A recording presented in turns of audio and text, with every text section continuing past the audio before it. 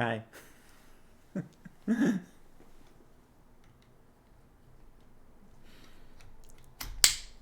Oh, oh, there we go. Ooh, what's going on back here? Hi. Happy Wednesday. This has been Benedict being a good boy, eating some snackums. How's it going? I'm a bit sleepy. We've had a busy day.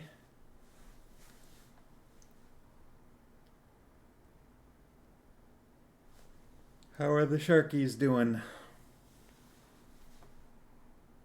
I'm glad you were here in time for Benedict minutes.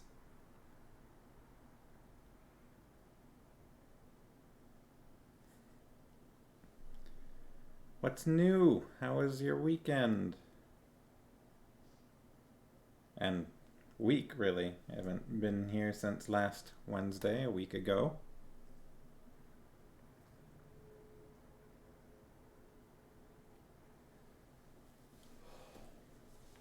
We had a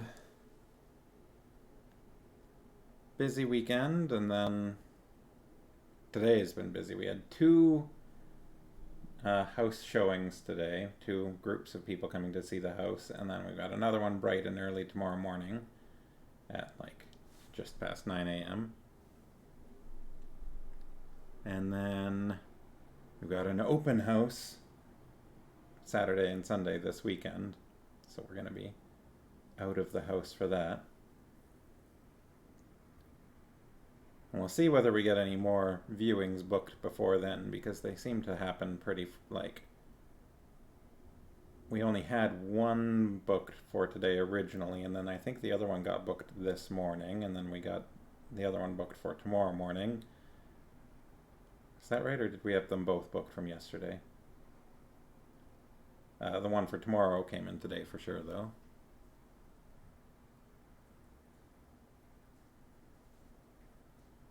So maybe we'll have even more on Friday. They were both booked yesterday? Okay.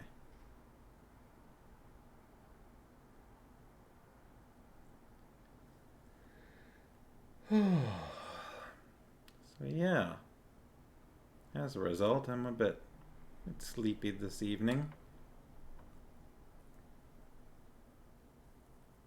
But it's all good. It's good to have all these house viewings coming through. That's the goal. Have a bunch of people come and look at it, and hopefully a few of them will want to put in reasonable offers. Our agent was showing a condo, I think last weekend, and so she had an open house for that, and she said over the 2 days she had 27 groups of people come through to look, which is feels like a lot. So hopefully we have similar luck with our place.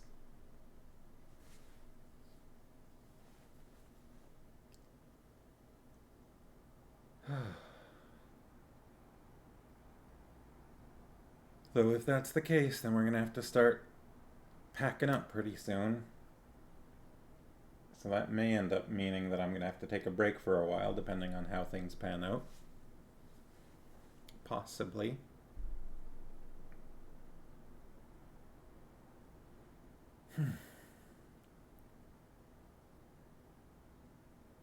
Sharkies, you're being quiet. What's new? Or are you getting settled or something? Am I interrupting dinner?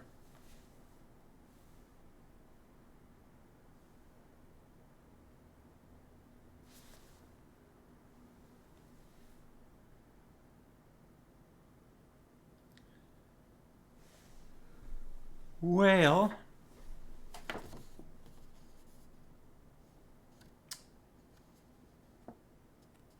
we added Garian eavesdropping. Getting settled.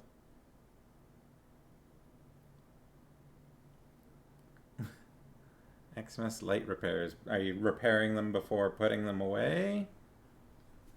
So they're ready for next year? So last Wednesday we added Garion eavesdrops as he repeatedly eavesdropping. We had practically like half a chapter that was just him eavesdropping on various different people. That was that last Wednesday or was that before then? I think that's the most recent one that we've had though. But it was just, Garion's eavesdropping, let's stamp that in. Oh, he's eavesdropping again. Oh, he's eavesdropping again. He's basically got a dedicated eavesdropping room at this point. So that was replacing a few LEDs. Yeah, so and then I think we had Silk being sarcastic. I think we kind of held off to see if we could get even more sarcasm. But it was a relatively short chapter that just got dragged out because I was talking a lot during it. So in case Mrs. Sharkey has not had a chance to catch up yet, I'll give you a quick rundown. The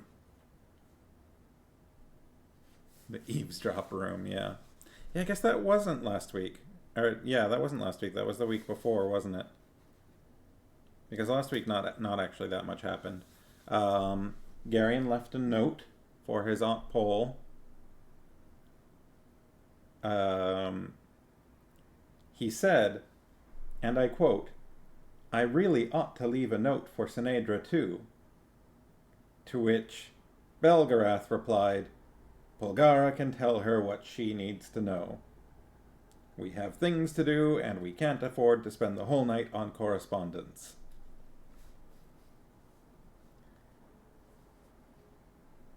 Not great advice, I feel like, personally. Not stellar relationship advice giver is Belgarath. Silk borrowed some money from Barak without telling him that he was doing so. And at that time, about that, both Belgarath and Silk kind of took shots at Barak's lack of generosity. Oh, you have caught up.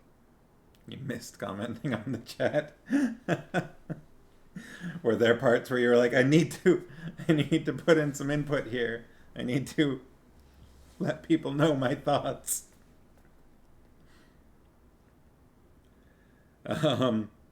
Right.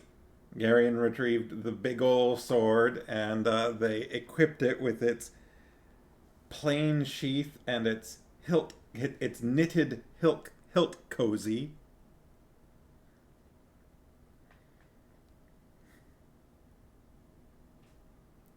Yeah. The hilt of the sword with the tube. Like a narrow sock.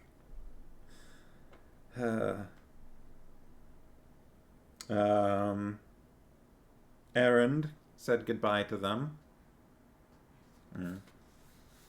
Well, I mean, if you are watching on YouTube, feel free to just drop it in the comments section on there. Let's see, anything else? Everybody was excited to be setting out. Captain Greldick as the exception to that. He and his entire crew were a little completely too drunk. He was worried about everyone vomiting all over the deck. And then they got a boat up the river and headed towards Doreen, and then decided to head through the Fens, which Silk was very unhappy about.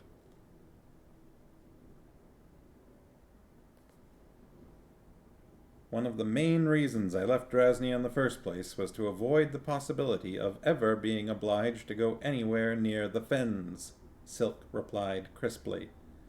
Now you propose to drag me lengthwise through the whole soggy, stinking expanse of them. I'm bitterly disappointed in you, old friend, and it's altogether possible that I'll never forgive you for this.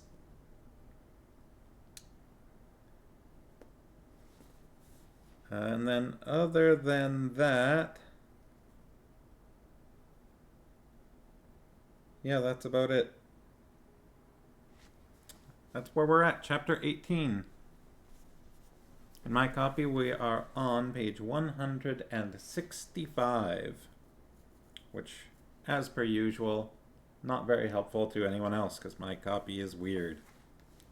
I think that I know where... I think I've got my copy of Enchanter's Endgame, my normal copy, so I'll probably finish Castle of Wizardry out of this book, and then I don't know if we'll take a break and read something else, or what. We'll have one book left after that, and then when we come back to finish Enchanter's Endgame, I'll try to have my normal copy of that and just read that out of that copy.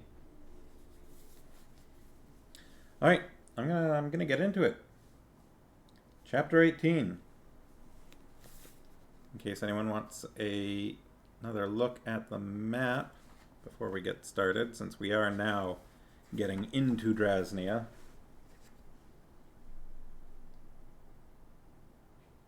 See the Mrin Marsh and the Alder Fens down there in the bottom left. That would be where we're at now, because it starts as the Alder Fens and then turns into the Mrin Marsh, but everyone just calls it the Fens. So where we left off, we were technically in the Alder Fens portion of this map. And they're heading, I believe, towards Boktor, so they're kind of cutting up diagonally through. Alright. Although it was all one vast swampland,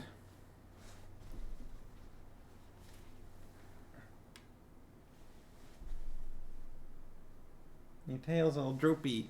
Need a snack to perk that tail up? There it goes.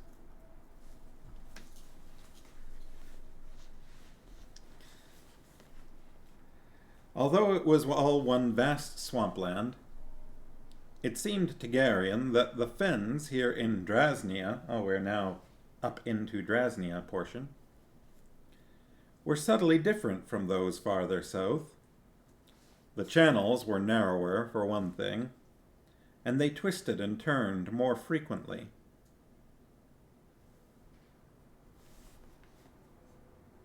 Itchy puppy. Hi. They twisted and turned more frequently.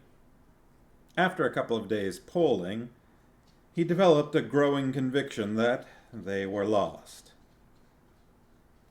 "Are you sure you know where we're going?" he demanded of Silk.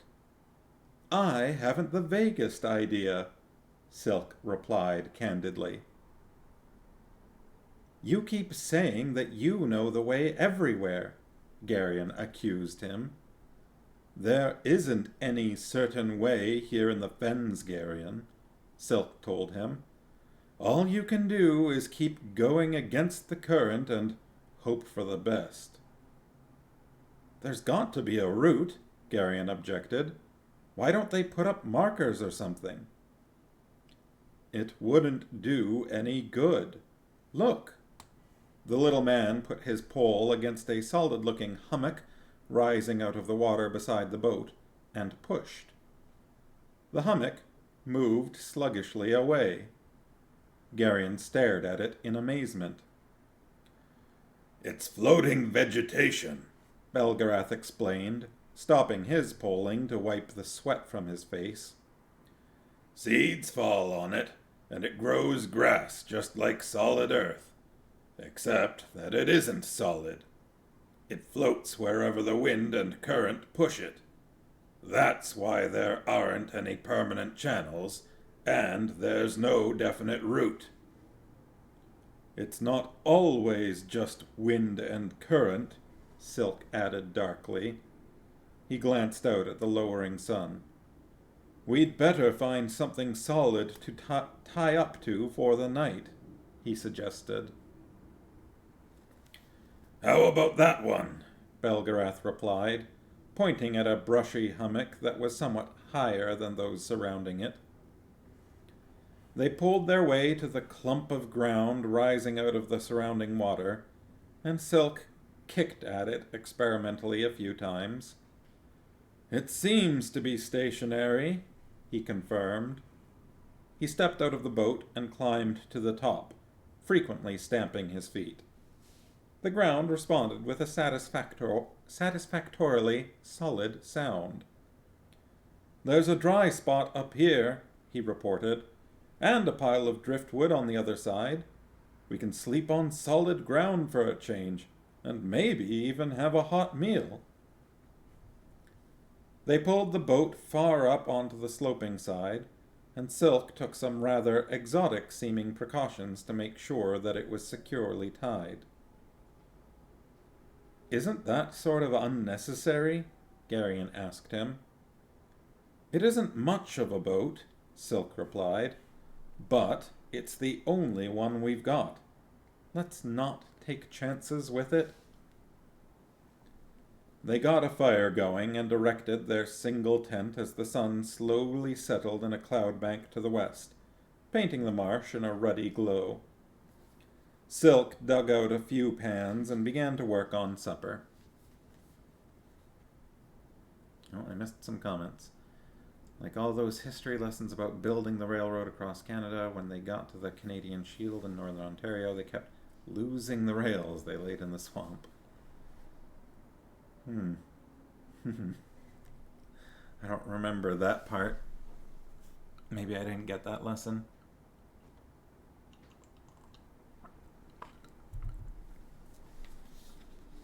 Yeah, they wouldn't want to get stranded on this little island. Who knows if anyone would ever find them. Hi, Pop. Snacks? Snacks? Oh. Well, I'm running out of snacks here, Pup. This is the last one. I've given you too many, too fast.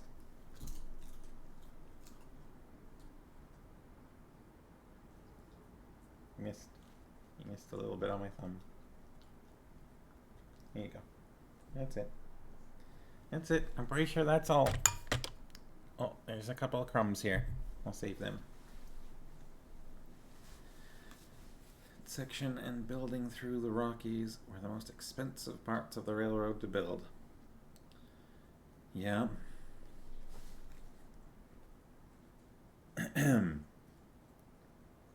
They got a fire going without Dernick, and erected their single tent as the sun slowly settled in a cloud bank to the west. Oh, I already read that. Painting the marsh in a ruddy glow. Silk dug out a few pans and began to work on supper. It's too hot, Garion advised critically, as the rat-faced little man prepared to lay strips of bacon in a smoking iron pan. Do you want to do this? I was just warning you, that's all. I don't have your advantages, Garion, Silk replied tartly. I didn't grow up in Polgara's kitchen the way you did. I just make do the best I can. You don't have to get grumpy about it, Garion said. I just thought you'd like to know that the pan's too hot. I think I can manage without any more advice. Suit yourself, but you're going to burn the bacon. Silk gave him an irritated look and started slapping bacon slices into the pan. The slices sizzled and smoked, and their edges turned black almost immediately. I told you so, murmured Garion. Belgarath, Silk complained. Make him leave me alone. Come away, Garion, the old man said. He can burn supper without any help. Thanks, Silk responded sarcastically. For some reason, they left Polgara behind. For some reason, a very unexplained, she couldn't leave right now, was the best we got about why that was. It's sort of like, normally, I think reading the book, like normally I just gloss over that. I don't think I've ever noticed before that there didn't seem to really be a reason for them to be running away the way they are. But I don't know if it's going to get explained at some point or not.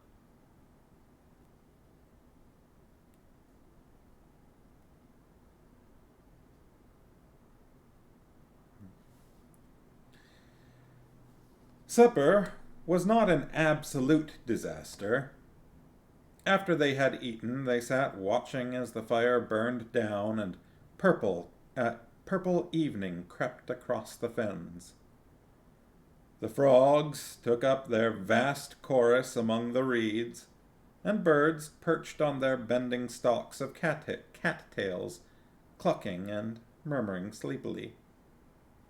There were faint splashes and rippling sounds in the brown water about them, and occasional eruptions of bubbles as swamp gas gurgled to the surface. Silk sighed bitterly. "I hate this place," he said.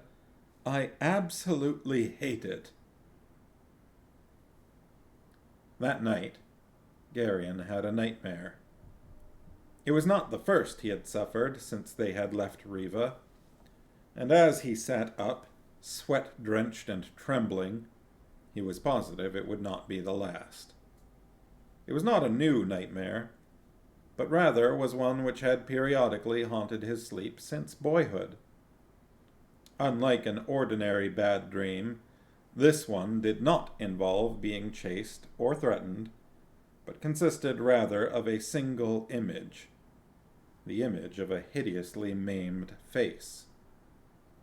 Although he had never actually seen the owner of the face, he knew exactly whose face it was. And now he knew why it inhabited his darkest dreams. Ultra King. Mega King Garion. Poor puppy is just starving for want of snacks.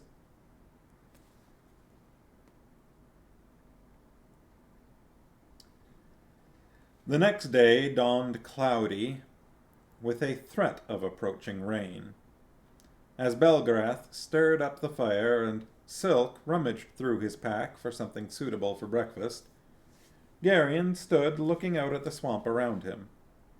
A flight of geese swept by overhead in a ragged V, their wings whistling and their muted cries drifting, lonely and remote. A fish jumped not far from the edge of the hummock, and Garion watched the ripples widening out toward the far shore. He looked for quite some time at that shore before he realized exactly what it was he was seeing. Concerned, and then a bit alarmed, he began to peer first this way and then that.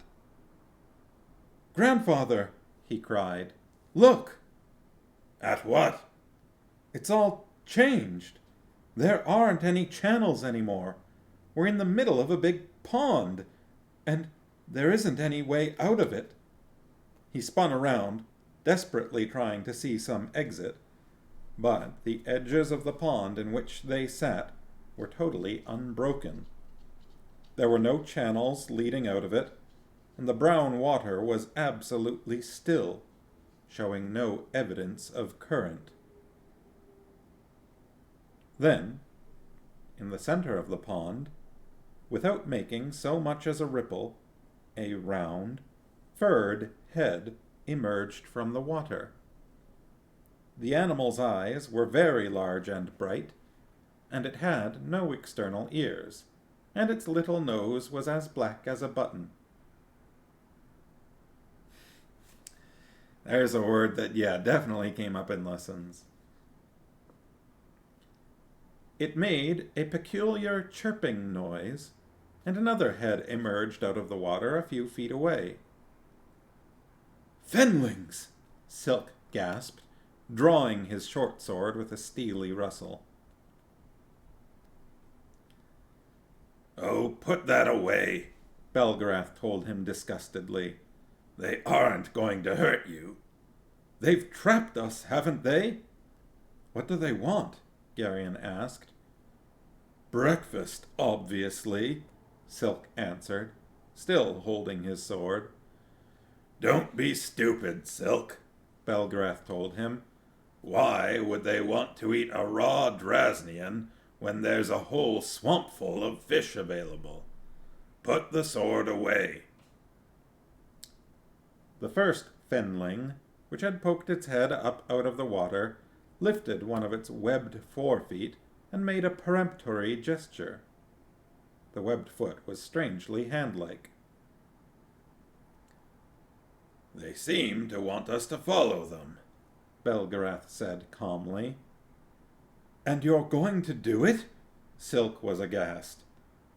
Are you mad? Do we have any choice? Without further discussion, Belgarath began taking down the tent. Are they monsters, grandfather? Garion asked worriedly as he helped. Like Algroths or trolls? No, they're just animals, like seals or beaver. They're curious and intelligent and very playful. But they play very nasty games, Silk added. After they had stowed all their packs into the boat, they pushed it down the bank into the water. The Fenlings watched them curiously, with no particular threat or malice in their gaze, but rather a kind of firm determination on their furry little faces. The solid-looking edge of the pond opened, then, to reveal the channel that had been concealed during the night. The strangely rounded head of the Fenling who had gestured to them moved on ahead, leading the way and glancing back often to be certain they were following. Several others trailed after the boat, their large eyes alert. It began to rain. A few drops at first, and then a steady drizzle that veiled the endless expanse of reed and cattail stretching out on all sides of them. Where do you think they're taking us? Silk asked, stopping his poling to wipe the rain out of his face. One of the Fenlings behind the boat chattered angrily at him, until he dug his pole into the muddy bottom of the channel again. We'll just have to wait and see, Belgarath replied. The channel continued to open before them, and they poled steadily along, following the round-headed Fenling who had first appeared. Are those trees up ahead?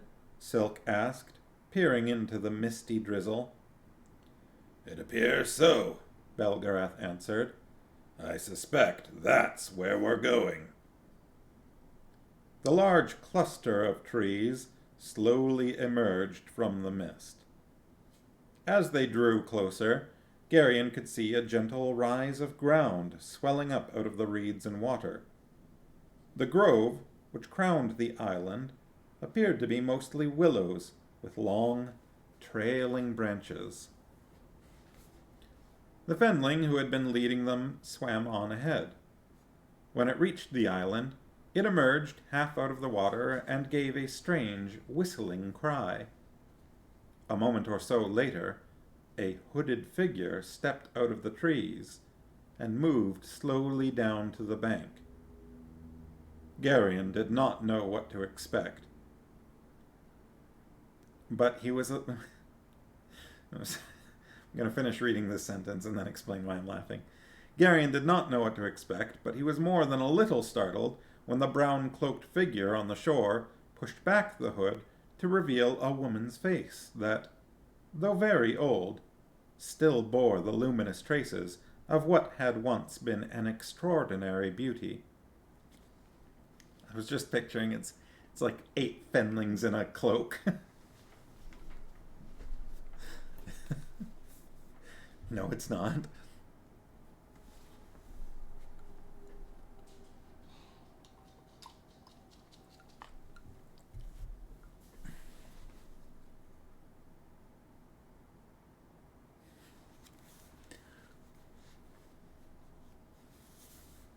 Hail, Belgarath. She greeted the... I need to work on that one, that's not quite right. She greeted the old sorcerer in an oddly neutral voice. Hello, Vordai, He replied conversationally. It's been quite a while, hasn't it? The little creatures that had guided them to the island waded out of the water to gather around the brown-cloaked woman. They chirped and chattered to her, and she looked at them fondly, touching their wet fur with gentle fingers. They were medium-sized animals with short hind legs and little rounded bellies, and they walked upright with a peculiar quick shuffle, their forepaws held delicately in front of their furry chests. Pet the dog moment.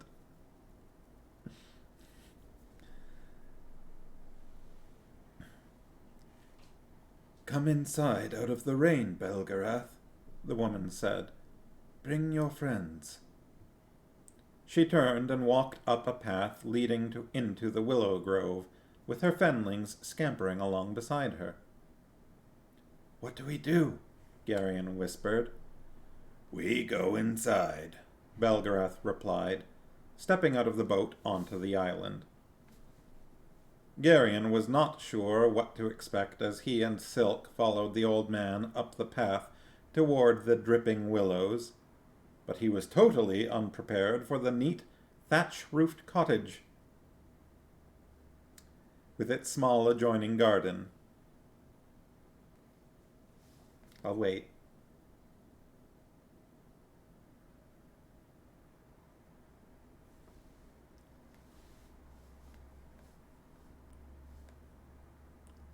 There it is.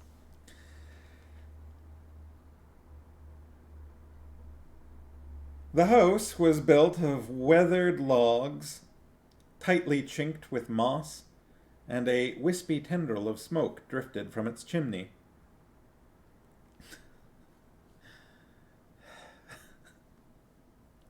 At the doorway, the woman in brown carefully wiped her feet on a rush mat and shook the rain out of her cloak. Then she opened the door and went inside without looking back. Silk's expression was dubious as he stopped outside the cottage. "Are you sure this is a good idea, Belgarath?" he asked quietly. "I've heard stories about Vordai." It's the only way to find out what she wants, Belgarath told him. And I'm fairly sure we aren't going any farther until we talk with her. Let's go in. Be sure to wipe your feet. The interior of Vordai's cottage was scrupulously neat. The ceilings were low and heavily beamed. The wooden floor was scrubbed to whiteness, and a table and chairs sat before an arched fireplace where a pot hung in the flames from an iron arm.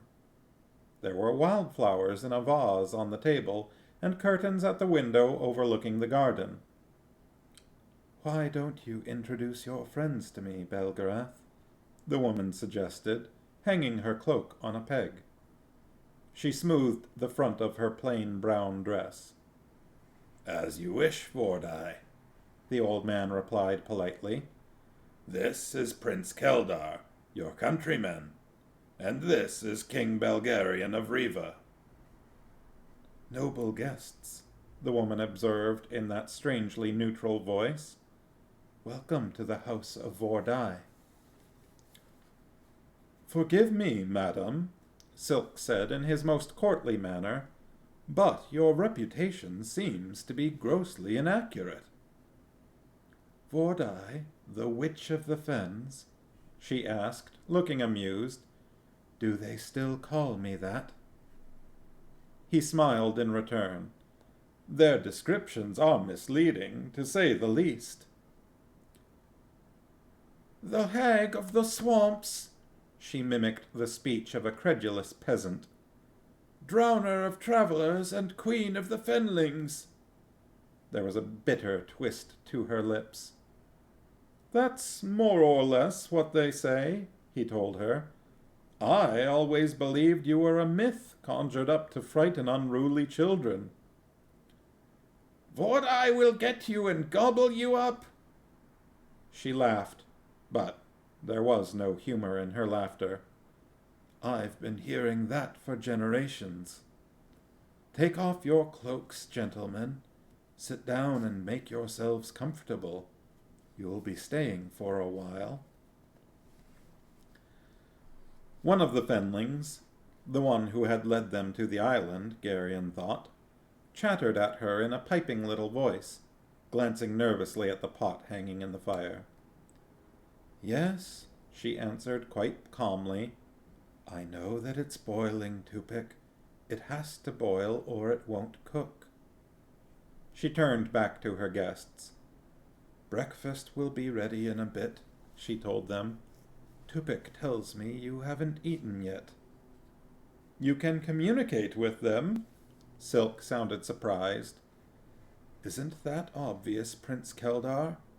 Here, let me hang your cloaks by the fire to dry." She stopped and regarded Geryon gravely. "So great a sword for one so young," she noted, looking at the great hilt rising above his shoulder. "Stand it in the corner, King Belgarian. There's no one to fight here." Geryon inclined his head politely, unbuckled the sword belt, and handed her his cloak.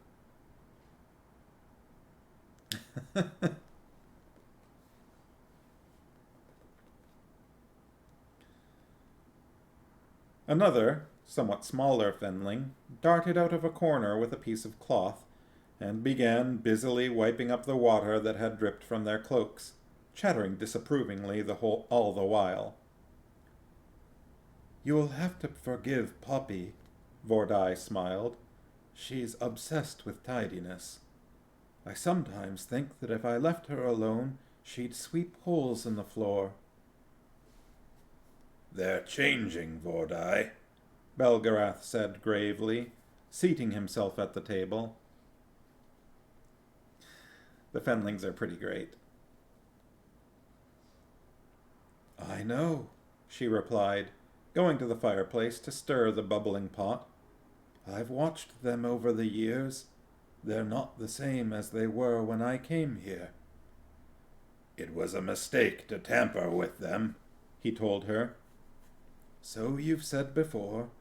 You and Polgara both. How is she, by the way?" "Probably raging by now. We slipped out of the citadel at Riva without telling her we were leaving, and that sort of thing irritates her." "Polgara was born irritable." "We agree on that point, anyway." "Breakfast's ready." She lifted the pot with a curved iron hook and set it on the table. Poppy scampered over to a cupboard standing against the far wall and brought back a stack of wooden bowls, then returned for spoons. Her large eyes were very bright, and she chittered seriously at the three visitors. "She's telling you not to drop crumbs on her clean floor," Vordai advised them, removing a steaming loaf of bread from an oven built into the side of the fireplace. "Crumbs infuriate her." "We'll be careful," Belgarath promised. It was a peculiar sort of breakfast, Geryon thought. The stew that came steaming from the pot was thick, with strange vegetables floating in it, and large chunks of fish. It was delicately seasoned, however, and he found it delicious. By the time he had finished eating, he rather reluctantly concluded that Vordai might even be as good a cook as Aunt Pole. Well, that's a first. breakfast chowder. Yeah. Excellent, Vordai. Belgarath complimented her, finally pushing his bowl away. Now, suppose we get down to business. Why did you have us brought here? To talk, Belgarath, she replied. I don't get much company, and conversation's a good way to pass a rainy morning. Why have you come into the Fens? The prophecy moves on, Vordai, even if sometimes we don't. The Revan King has returned, and Torak stirs in his sleep. Ah, she said, without much real interest. The Orb of Aldur stands on the pommel of Belgarian's sword.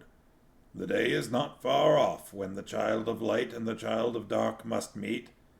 We go toward that meeting, and all mankind awaits the outcome. Except me, Belgarath. She gave him a penetrating look.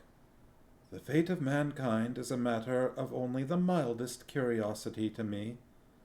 I was excluded from mankind 300 years ago, you'll remember. Those people are all long dead, Vordai. Their descendants are no different. Could I walk into any village in this part of Drasnia and tell the good villagers who I am without being stoned or burned? Villagers are the same the world over, madam, Silk put in. Provincial, stupid, and superstitious. Not all men are like that.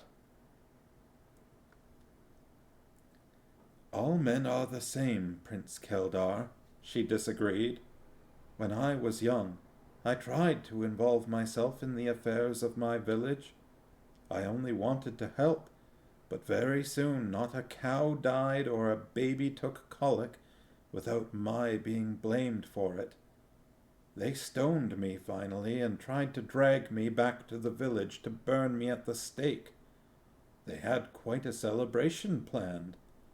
I managed to escape, though, and I took refuge here in the Fens. After that, I had very little interest in the affairs of men. You probably shouldn't have displayed your talents quite so openly, Belgarath told her. People prefer not to believe in that sort of thing. There's a whole catalogue of nasty little emotions curdling in the human spirit, and anything the least bit out of the ordinary raises the possibility of retribution. My village learned that it was more than a possibility, she replied with a certain grim satisfaction.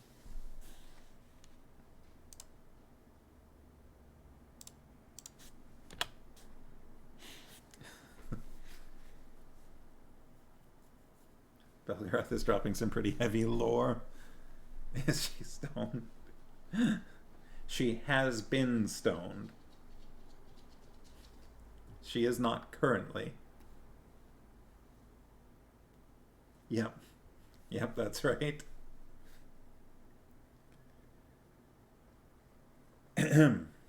What happened? Garion asked curiously. It started raining, Vordai told him with an odd smile.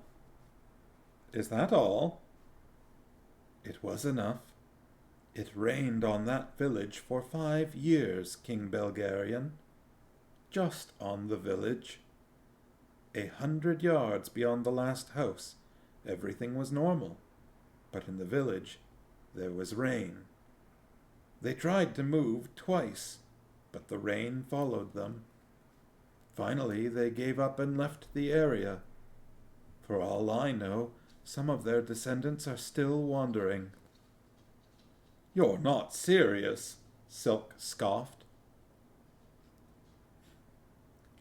Quite serious. She gave him an amused look. Your credulity appears selective, Prince Keldar. Here you are, going about the world in the company of Belgarath the Sorcerer.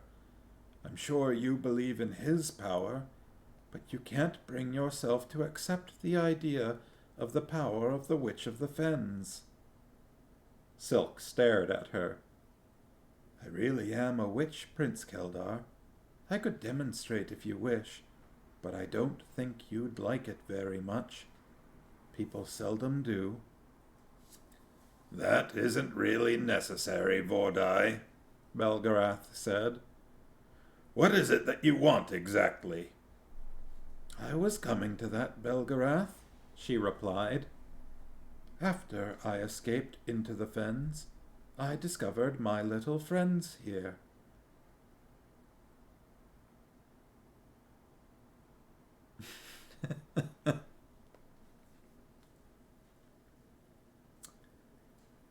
She affectionately stroked the side of Poppy's furry little face, and Poppy nuzzled at her hand ecstatically.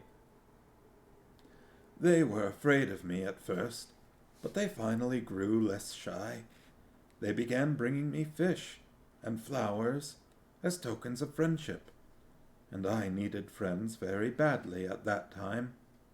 I altered them a bit out of gratitude. You shouldn't have, you know, the old man said rather sadly. She shrugged. Should and shouldn't have very little meaning to me anymore. Not even the gods would do what you did. The gods have other amusements. She looked directly at him then. I've been waiting for you, Belgarath, for years now.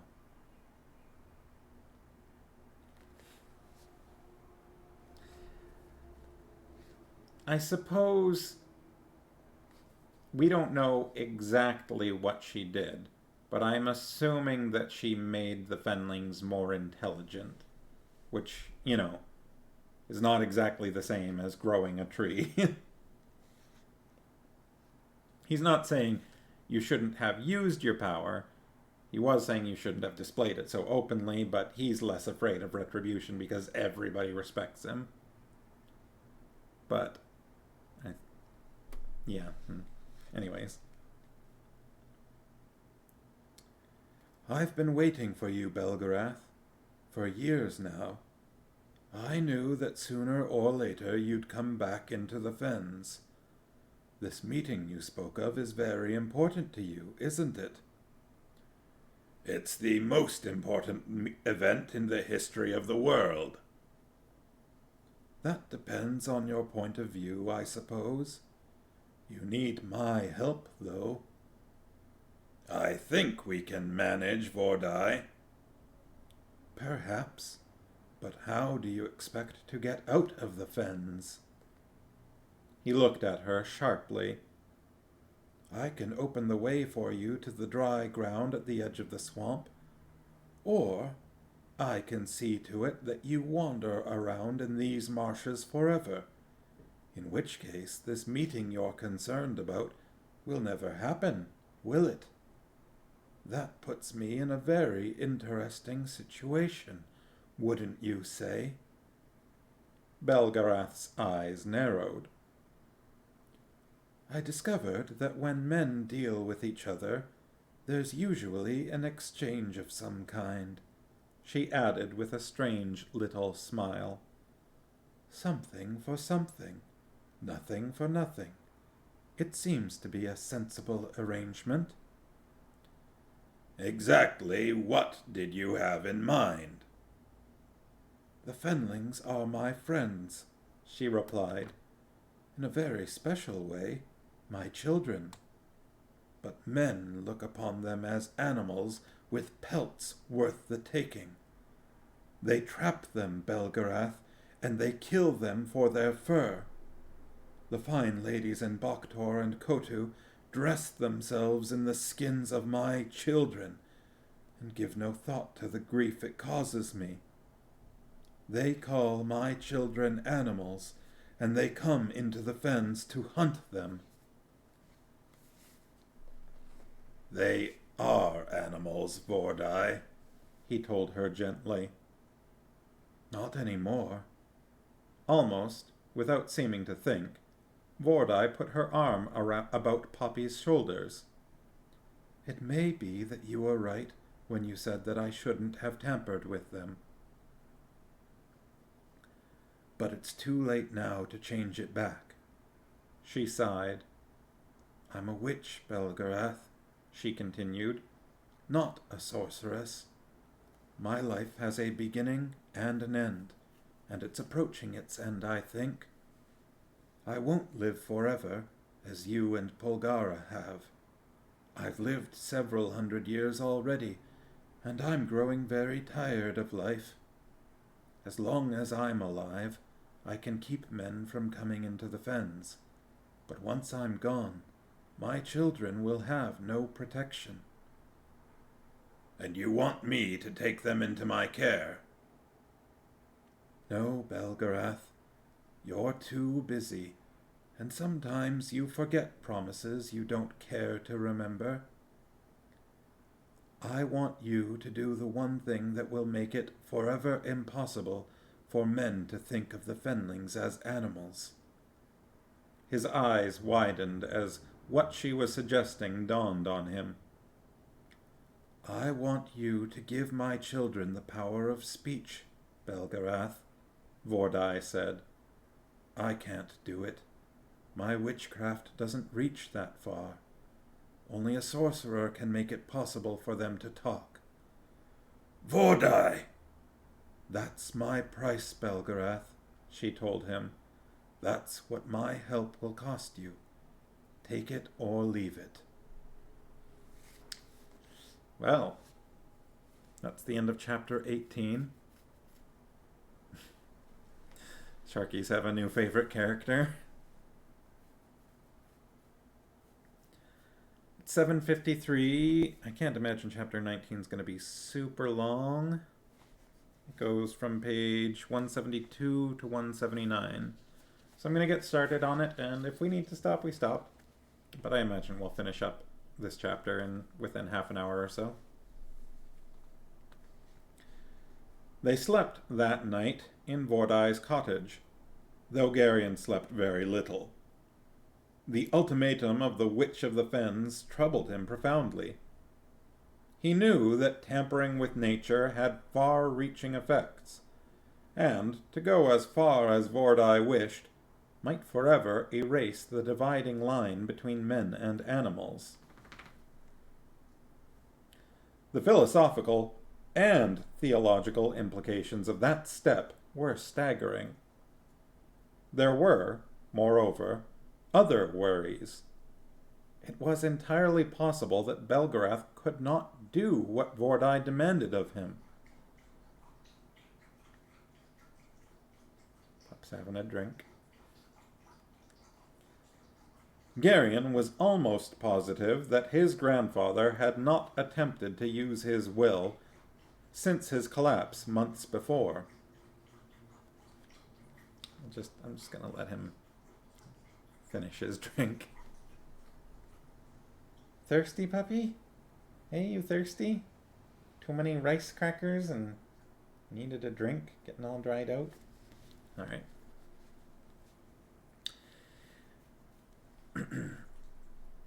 Let's see.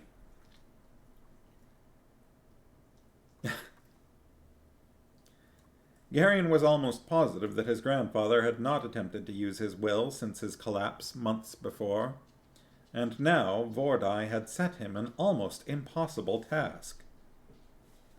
What would happen to Belgarath if he tried and failed? What would that do to him? Would the doubts then take over and rob him of any possibility of ever regaining his power?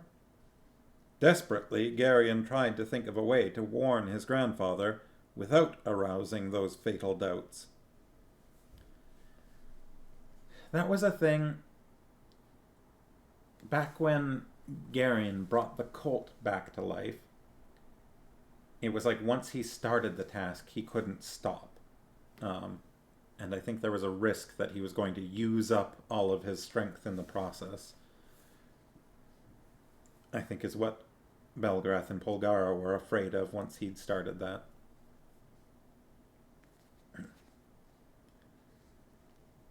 But they absolutely had to get out of the Fens. However reluctantly Garion had made the decision to meet Torak, he now knew that it was the only possible choice open to him. The meeting, however, could not be delayed indefinitely. If it were put off too long, events would move on, and the world would be plunged into the war they were all so desperately trying to head off. Vordai's threat to trap them all here in the Fens unless Belgarath paid her price threatened not only them, but the entire world. In a very real sense, she held the fate of all mankind in her uncaring hands. Try though he might, Garion could not think of any way to avoid the test of Belgarath's will. Though he would reluctantly have done what Vordai wished himself, he did not even know where to begin. If it could be done at all, his grandfather was the only one who could do it, if his illness had not destroyed his power. When dawn crept through the misty Fens, Belgarath arose and sat before the fire, brooding into the crackling flames with a somber face. "Well," Vordai asked him, "have you decided?"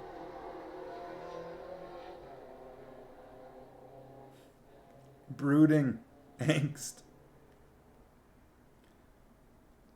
"It's wrong, Vordai," he told her. "Nature cries out against it." "I'm much closer to nature than you are, Belgarath," she replied. "Witches live more intimately with her than sorcerers do. I can feel the turning of the seasons in my blood, and the earth is alive under my feet. I hear no outcry.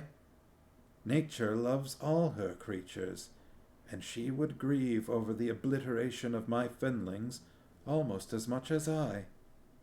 But that's really beside the point, isn't it? Even though the very rocks shrieked out against it, I would not relent." Silk exchanged a quick look with Garion, and the little man's sharp face seemed as troubled as Belgarath's. "Are the Fenlings really beasts?" Vordai continued.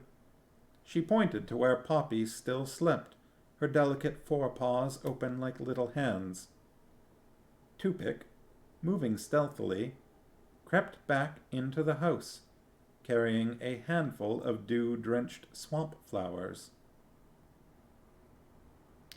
With precise care, he placed them about the slumbering Poppy and gently laid the last one in her open hand. Then, with an oddly patient expression, he sat on his haunches to watch her awakening. Poppy stirred, stretched, and yawned. Did I just... That was weird. Sorry, for some reason a folder popped up in front of everything on my screen and I was a little worried that things had crashed, but I guess not. Right? Really, like, laying the cutesiness on thick here, like syrup. Poppy stirred, stretched, and yawned. She brought the flower to her little black nose and sniffed at it, looking affectionately at the expectant Tupic.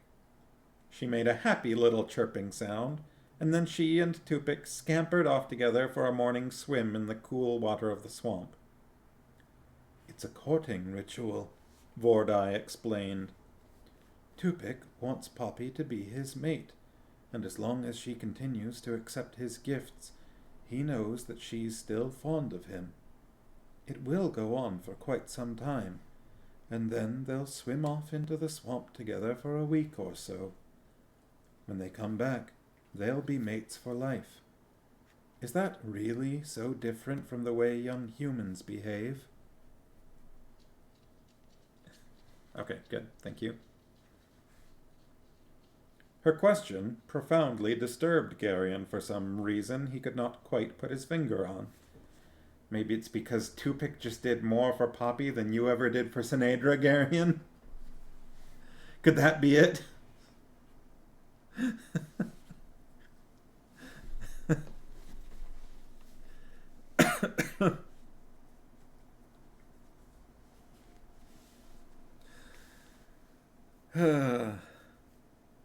All you ever gave Sinedra was rank and a amulet she can't take off.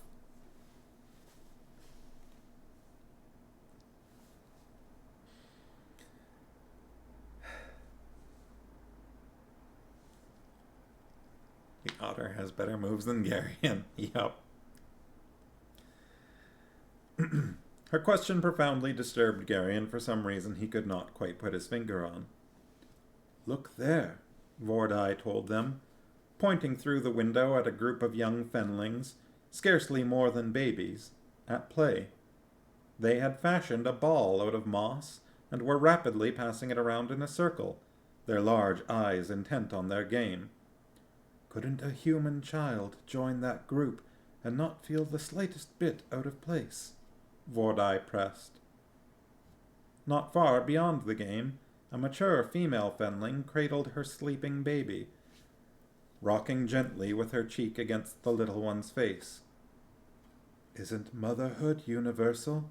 Vordai asked. In what way do my children differ from humans?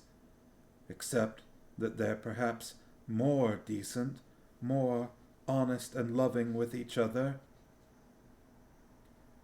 Belgarath sighed. All right, Vordai, he said. You've made your point. I'll grant that the Fenlings are probably nicer creatures than men. I don't know that speech will improve them, but if that's what you want... He shrugged. You'll do it, then? I know it's wrong, but I'll try to do what you ask. I really don't have much choice, do I? No, she replied. You don't. Will you need anything? I have all the customary implements and compounds. He shook his head. Sorcery doesn't work that way. Witchcraft involves the summoning of spirits, but sorcery comes all from within. Someday, if we have the leisure, I'll explain the difference to you. He stood up. I don't suppose you'd care to change your mind about this? Her face hardened. No, Belgarath, she replied. He sighed again. All right, Vordai. I'll be back in a bit. He turned quietly and walked out into the mist-shrouded morning. In the silence that followed his departure, Garion closely watched Vordai for some hint that her determination might not be as iron-hard as it seemed. It occurred to him that if she were not blindly adamant, he might be able to explain the situation and persuade her to relent. The Witch of the Fens paced nervously about the room, picking things up absently and setting them down again. She seemed unable to concentrate her attention on any one thing for more than a moment. This may ruin him, you know, Garion told her quietly. Bluntness, perhaps, might sway her where other attempts at persuasion had failed. What are you talking about? She demanded sharply. He was very ill last winter, Garion replied. He and Ktuchik fought each other for possession of the orb. Ktuchik was destroyed, but Belgarath nearly died too. It's quite possible that his power was destroyed by his illness. Silk's gasp was clearly audible. Why didn't you tell us? He exclaimed. Aunt Pole said that we didn't dare, Garion said. We couldn't take any chance of word of it getting back to the Angarax. Belgarath's power is the one thing that's held them in check all these years. If he's lost it and they find out, they'll feel free to invade the West. Does he know? Vordai asked quickly. I don't think so. Neither one of us said anything about it to him. Neither one of us said anything to him about it. We couldn't let him think for a moment that anything might be wrong. If he has one single doubt, it won't work for him. That's the main thing about sorcery. You have to believe that what you want to happen is going to. Otherwise, nothing happens at all. And each time you fail, it gets worse. What did you mean when you said that this might ruin him? Vordai's face looked stricken, and Garion began to have some hope. He may still have his power, or some of it, he explained, but not enough to do what you've asked of him. It takes a tremendous effort to do even simple things, and what you've asked him to do is very difficult. It could be too much for him, but once he starts, he won't be able to stop. And the effort may drain his will and his life energy until he cannot ever recover, or until he dies. Why didn't you tell me? Vordai demanded, her face anguished. I couldn't, not without his hearing me too. She turned quickly toward the door. Belgarath, she cried. Wait! She spun back to Garion. Go after him! Stop him! That was what Garion had been waiting for. He jumped to his feet and ran to the door. As he swung it open and was about to call out across the rainy yard, he felt a strange oppression, as if something were almost happening. Almost, but not quite. The shout froze on his lips. Go on, Garion, Silk urged him. I can't, Garion groaned. He's already begun to pull in his will. He wouldn't even hear me. Can you help him? I don't even know exactly what he's trying to do, Silk, Garion replied helplessly. If I went blundering in there now, all I'd do is make things worse. They stared at him in consternation. I do appreciate that Vordai is clearly not hostile. Like, this is what she wants more than anything. But the moment she hears that this might kill Belgarath, she's like, nope, we gotta stop. Like, it's not worth that to her.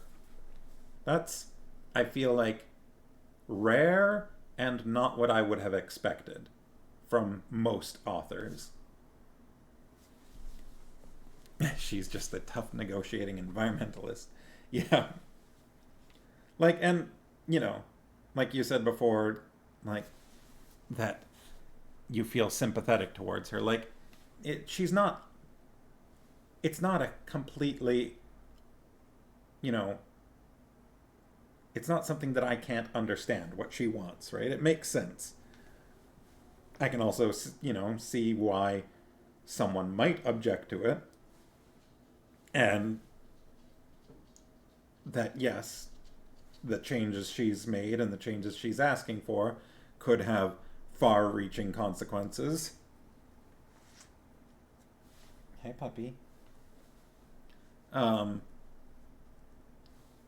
you know, she said, like, she's not going to let them go unless they do this, but as soon as Garion kind of spelled out the situation, she goes, okay, stop, don't do it. Like, I appreciate that, and it makes things to me more interesting. All right. They stared at him in consternation. Garion felt a strange echoing surge. It was not at all what he expected, and so he was totally unprepared for it. His grandfather was not trying to move anything or change anything, but instead he was calling out, reaching across some vast distance with the voice of his mind. The words were not at all distinct, but the one word, master did come through once, quite distinctly. Belgarath was trying to reach Aldor. Garion held his breath. Then, from infinitely far away, Aldor's voice replied. I mean, it's almost literally this. Normally, what I think of this is, a god making an appearance through their avatar or whatever, actually physically or spiritually being there. But this is almost literally Belgrath saying, "Oh, hey, God," so I think we gotta stamp that in.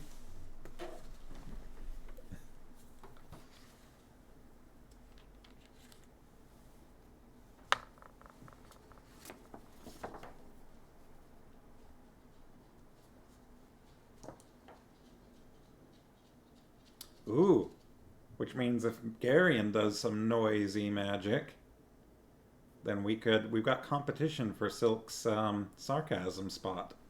Yeah.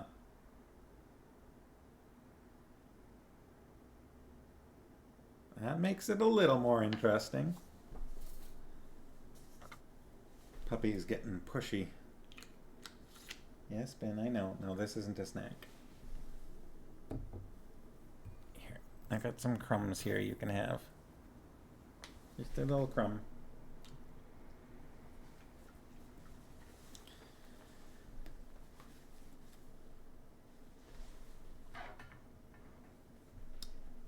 I think that we were waiting to fill that. What was the actual... He was being sarcastic, but it didn't feel like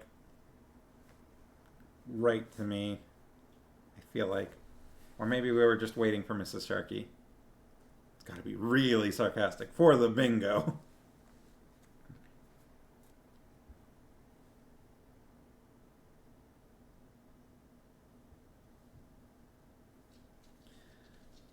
I'll leave it for now anyways, and we can go back to it later.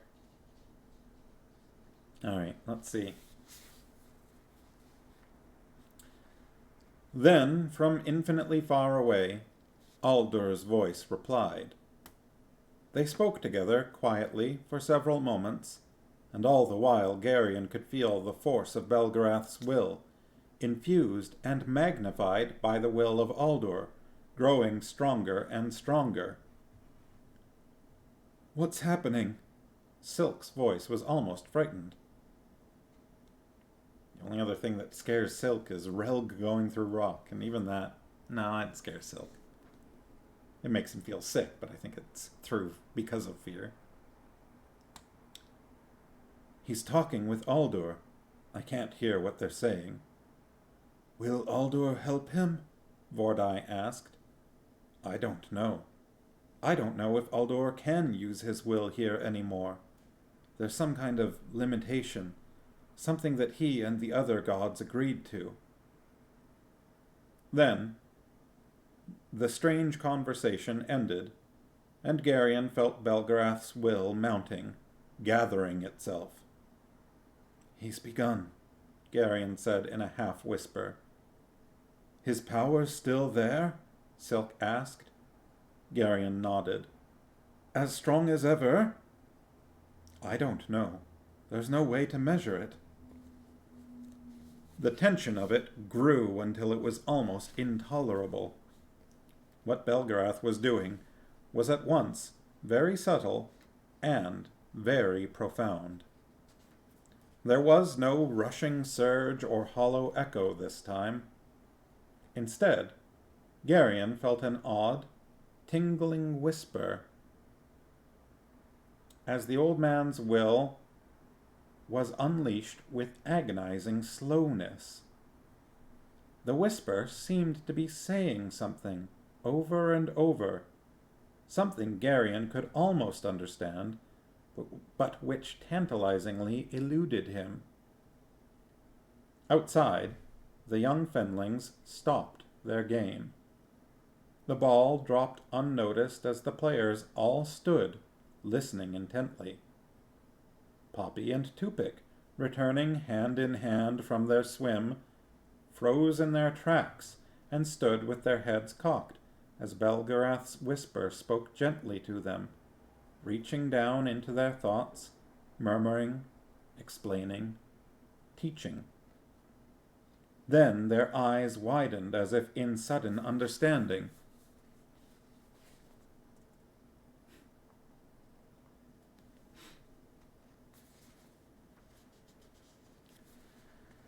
Belgarath emerged finally from the misty willows, his step heavy, weary.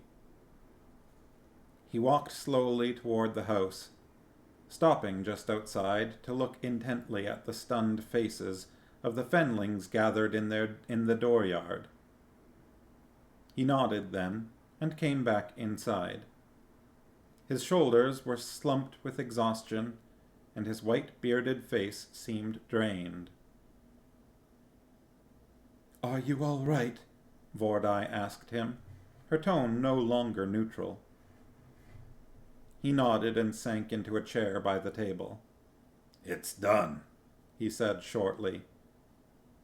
Vordai looked at him, and her eyes narrowed suspiciously. "No tricks, Vordai," he said, "and I'm too tired to try to lie to you. I've paid your price. If it's all right with you, we'll leave right after breakfast. We still have a long way to go." "I'll need more than just your word, Belgarath. I don't really trust you, or any human for that matter. I want proof that you've paid." But there was a strange new voice from the doorway. Poppy, her furry little face contorted with the effort, was struggling with something. She stammered. Her mouth twisted, and she tried again. It seemed to be the hardest thing she had ever tried to do. She took a deep breath and tried once more. "Mother," Poppy said. With a low cry, Vordai rushed to the little creature, knelt and embraced her. "Mother," Poppy said again.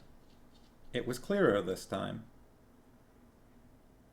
From outside the cottage there came a growing babble of small, squeaky voices, all repeating, "Mother, mother, mother." The excited Fenlings converged on the cottage, their voices swelling as more and more of them emerged from the swamps. Vordai wept. "You'll have to teach them, of course," Belgarath said wearily. "I gave them the ability, but they don't know very many words yet." Vordai looked at him with tears streaming down her face. "Thank you, Belgarath," she said in a faltering voice. The old man shrugged. "Something for something," he replied. "Wasn't that the bargain?" It was Tupic who led them from the fens. The little creatures chirping to his fellows, however, now had words mixed in with it. Faltering, often badly mispronounced, but words nonetheless. Garion thought for a long time before he spoke, wrestling with an idea as he pushed on his pole. "Grandfather," he said finally. "Yes, Garion," the old man replied from where he rested in the stern of their boat. "You knew all along, didn't you?" "Knew what?" "That it was possible that you couldn't make things happen anymore." Belgarath stared at him. "Where did you get that idea?" he asked. "Aunt Pole said that after you got sick last winter, you might have lost all your power." "She said what?" She said that. "I heard you." The old man was frowning. his face creased with thought. That possibility never even occurred to me, he admitted. Suddenly he blinked, and his eyes opened very wide. You know, she might have been right. The illness could have had that sort of effect. What an amazing thing. You didn't feel any, well, weaker? What? No, of course not. Belgrath was still frowning, turning the idea over in his mind. What an amazing thing, he repeated, and then he suddenly laughed. I don't see what's so funny. Is that what's been bothering you and your aunt for all these months? The two of you have been tiptoeing around me as if I were made out of thin glass. We were afraid the Angarax might find out, and we didn't dare say anything to you because... Because you were afraid it might make me doubt my abilities? Garion nodded. Maybe in the long run it wasn't a bad idea at that. I certainly didn't need any doubts plaguing me this morning. Was it terribly difficult? Moderately so, yes. I wouldn't want to have to try that sort of thing every day. But you didn't really have to do it, did you? Do what? Show the Fenlings how to talk. If you've still got your power, then between the two of us, you and I could have opened a channel straight through to the edge of the swamp, no matter what Vordai or the Fenlings could have done to try to stop us. I wondered how long it was going to be before that occurred to you, the old man replied blandly. Garion gave him an irritated look. All right, he said. Why did you do it then, since you didn't have to? That question's rather impolite, Garion, Belgrath chided. There are certain courtesies customarily observed. It's not considered good manners to ask another sorcerer why he did something. Does that count? He's being a snob about manners, about sorcery, but it's not like he's going, that's not the way I would have done it when Garion's done some magic. He's just saying that Garion's being rude about the way he's talking. I'm on the fence about that. It feels like it could count.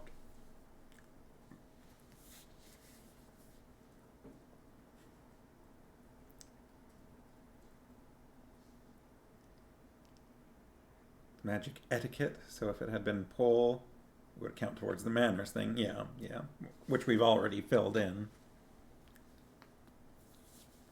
You don't think it's snobbery, though? All right.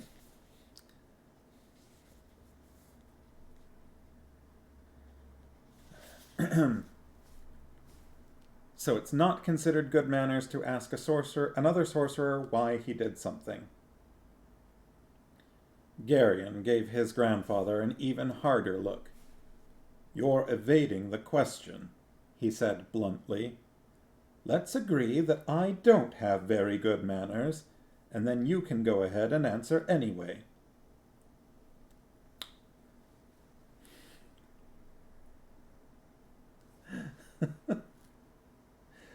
Belgrath appeared slightly injured. It's not my fault that you and your aunt were so worried. You don't really have any reason to be so cross with me. He paused, then looked at Garion. You're absolutely going to insist? He asked. Yes, I think I really am. Why did you do it? Belgarath sighed. Vordai's been alone for most of her life, you know, he replied, and life's been very hard to her. Somehow, I've always thought that she deserved better. Maybe this makes up for it. A little bit. Did Aldor agree with you? Garion pressed. I heard his voice when the two of you were talking. Eavesdropping is a really bad habit, Garion,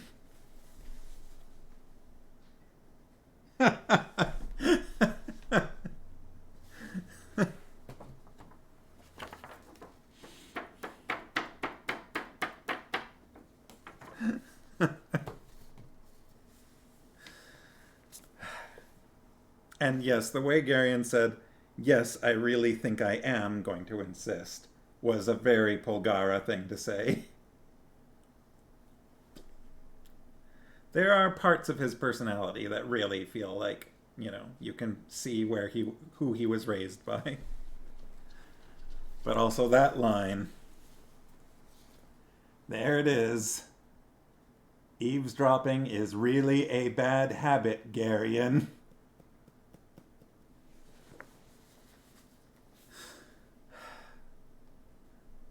There was a moment back at Faldor's farm when Garion was a kid where he was like, he knew that eavesdropping was bad and he decided to do it anyways. And it's all like that moment defined an entire aspect of his personality. Garion eavesdrops and he doesn't care.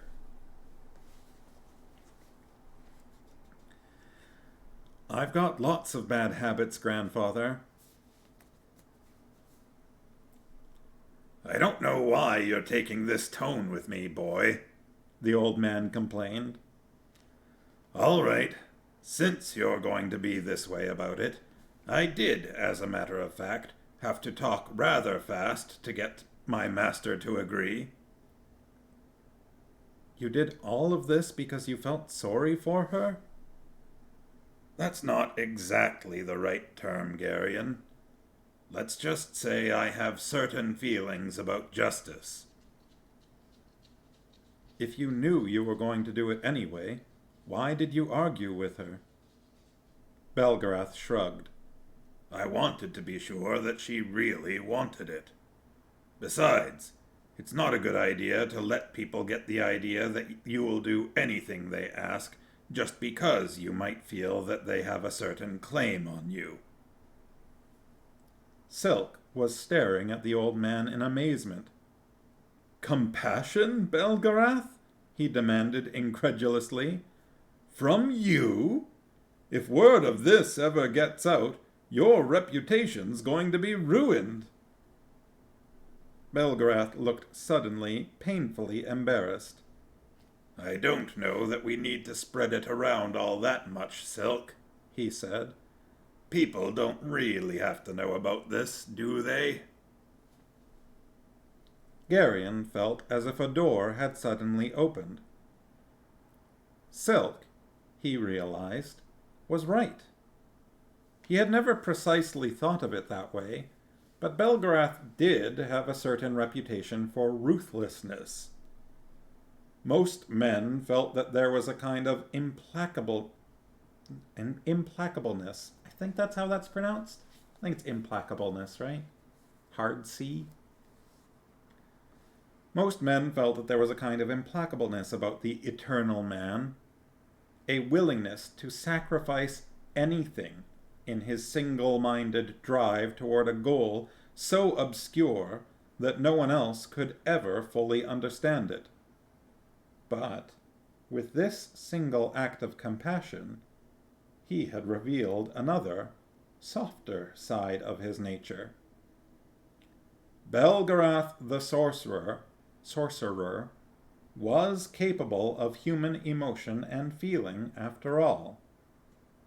The thought of how those feelings had been wounded by all the horrors and pain he had seen and endured in 7,000 years came crashing in on Garion, and he found himself staring at his grandfather with a profound new respect. A fantasy definition of toxic masculinity. But I feel like Garion here is seeing the other side of that it's a mask.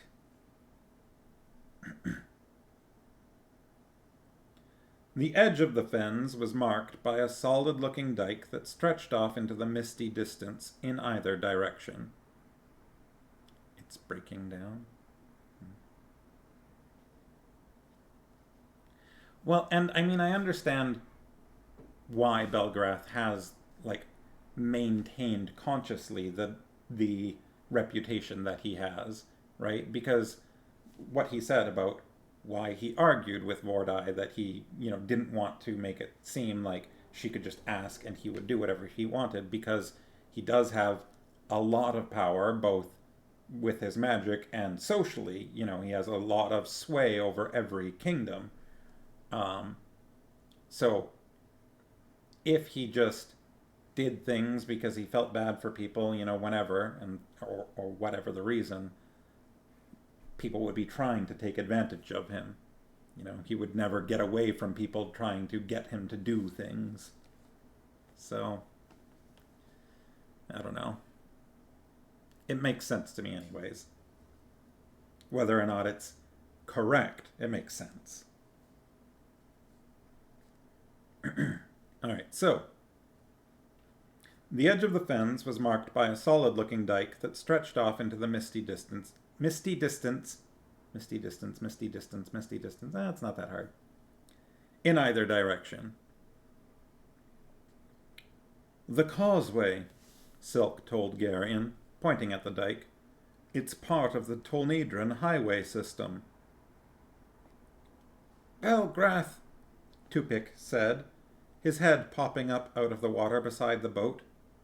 Thank you. Oh, I rather think you'd have learned to talk eventually anyway, Tupik, the old man replied.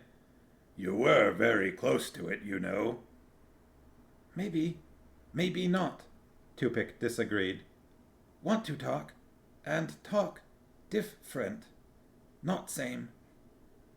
Soon you'll learn to lie, Silk told him sardonically, and then you'll be as good as any man alive.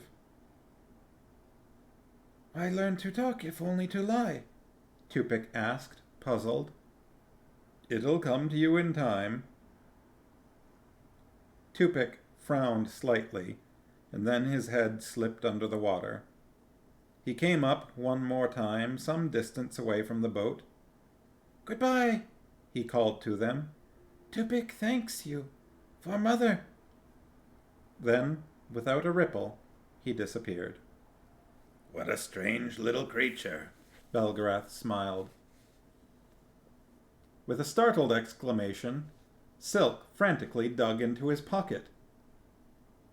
Something a pale green color leaped from his hand to plop into the water. What's the matter? Garion asked him. Silk shuddered. The little monster put a frog in my pocket. Perhaps it was meant as a gift, Belgarath suggested. A frog? Then again, perhaps it wasn't. Belgarath grinned. It's a little primitive, perhaps, but it might just be the beginnings of a sense of humor. There was a Tolnedran hostel a few miles up the great causeway that ran north and south through the eastern edge of the fens. They reached it in the late afternoon and purchased horses at a price that made Silk wince. The following morning, they moved out at a canter in the direction of Boktor. The strange interlude in the fens had given Garion a great deal to think about. He began to perceive that compassion was a kind of love, broader and more encompassing than the somewhat narrow idea he had previously had of that emotion.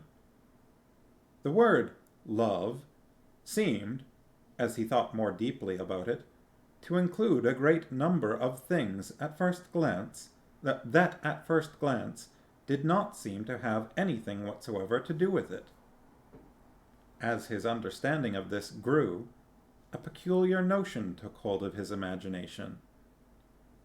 His grandfather, the man they called Eternal, had probably in his 7,000 years developed a capacity for love beyond the ability of other men even remotely to guess at.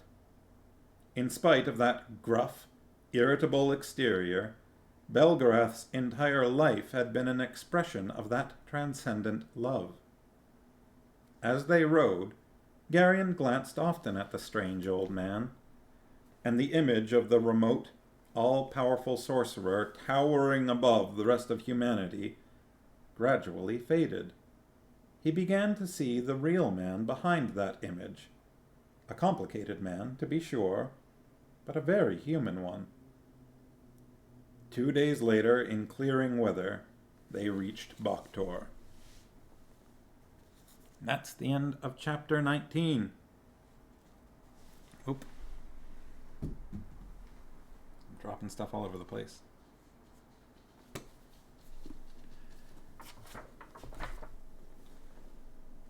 I appreciate chapters like that personally. The ones that aren't, directly plot relevant. Like, it's entirely possible that's never going to come up again in this story. The events of those 2 chapters. Almost done, Ben, don't worry. But, I don't know.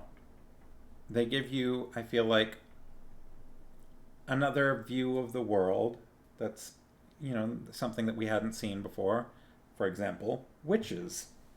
And that one question from Vordai about, I've got all the correct implements and compounds, what do you need? And Belgrath just being like, it doesn't work that way, sorcery is different, was quite interesting too. Like, prior to that, we'd seen those sorcerers using the stone as a conduit, the big ruby that Garion broke. So tool usage is a thing. And Polgara, as an example, used the reflection of that puddle as a gateway for summoning spirits. Oh, booty shake. They have the amulets, yeah. Though it's a little unclear to me what they do with those. It seemed okay, so we know the amulet protected Garion from having his mind tampered with, and sometimes they hold the amulets while they do something, but it's a little unclear to me exactly what purpose those are.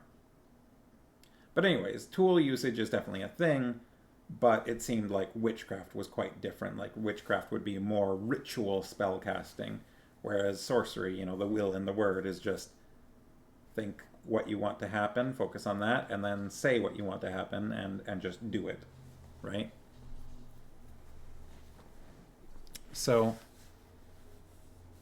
that's interesting that, hey, look, there are other types of magic in this world. We hadn't really had a definitive view of that before. Yeah. And there were some other things, I don't know, other things about that. The Fenlings, the description of them, it's hard to think of anything but otters. I don't know if they're supposed to just be fantasy otters that are very intelligent. Spell ingredients versus spellcasting focus. Well, and also, I imagine that the actual casting of magic through witchcraft, the process is probably different as well. I don't know that for sure, but I would guess that it's more of a ritual type thing. Maybe there's symbols involved. Maybe there's a chant. Who knows? Maybe it's the stereotypical stuff. Belgarath. Yeah, that's true. As an example, he called Kruchik a magician. Very, that was the big one, right? But at the same time, from what we saw of their battle, Kruchik did appear to actually be a sorcerer. It's just that Belgrath called him a magician as an insult. So no clear, insight as to whether there are actually magicians that are a different form of magic. There was that, astrologer in the Tolnedran Palace, but wasn't there? When they met Ranbaroon, I think he summoned an astrologer, didn't he? Something like that. I'm just worried that I'm you think so? Sometimes, I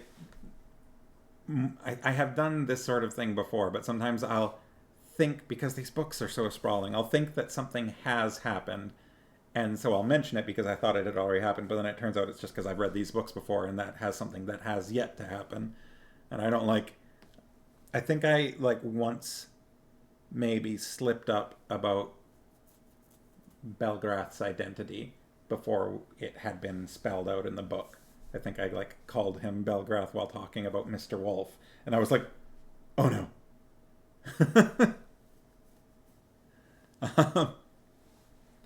But it sounded like that, assuming that I am remembering something that had happened. I think that astrologer type guy was maybe a fraud, you know, because Ranbarun didn't really believe in magic anyways. So anyways, yeah, this has been fun. I enjoyed those chapters, and Belgrath does in fact have his power. I think this kind of thing is where knowing D&D magic helps. Yeah. Knowing the difference between a wizard and a warlock and a sorcerer, and a cleric and a druid, and a bard. Yeah. Alright, well, I'm going to wrap things up. Hopefully, I'll be able to be here on Friday. Currently, the plan is for me to be here on Friday and do the stream on Friday. But we've been getting such rapid fire showing requests, so if something comes up and I can't do Friday's stream because, I'm going to be out of the house and there's going to be strangers in the house or whatever, then I will send you a message about that. But yeah, have a good rest of the week, everybody. And I'll be back here on Friday. All right. Wish me luck with the showing tomorrow. Bright and early. Good night, everyone. Bye.